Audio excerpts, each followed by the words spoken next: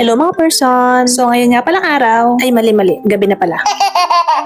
Kwento ko sa inyo kung anong kaganapan din eh. Iyan po ay gabi ng December 24. Magno-Noche Buena baga, kaya busy ang kaganapan ng mga person dyan. Naay nga laang at ngayon ko lang na-upload. Nauna ko pa nga i-upload yung araw ng Pasko. Ay pasensya na po at yun taang nauna kong i-edit ay edi yun na rin nauna kong i-upload. Naay naman nga ni at naiihabol ko pa rin po. So ayun na nga, hindi ko na nabidyuhan yung kaganapan ng umaga. Gawa ng gabi na din kami dumating diyan. Tapos hello din ni sa baka na nagpapapansin.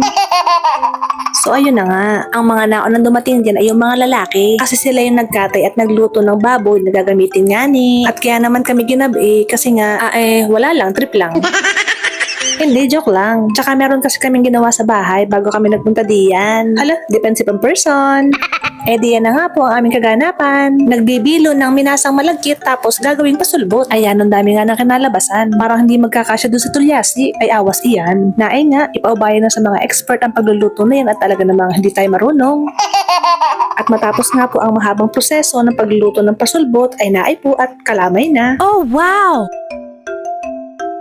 At ito naman po ang mga kaganapan sa loob ng bahay. Medyo naulan pa nga yan kaya hindi nalabas ang mga bata. Naay nga at nakadutot din ang person. Alam na pambansang lumpia sa handaan. So yun lang. Bye-bye!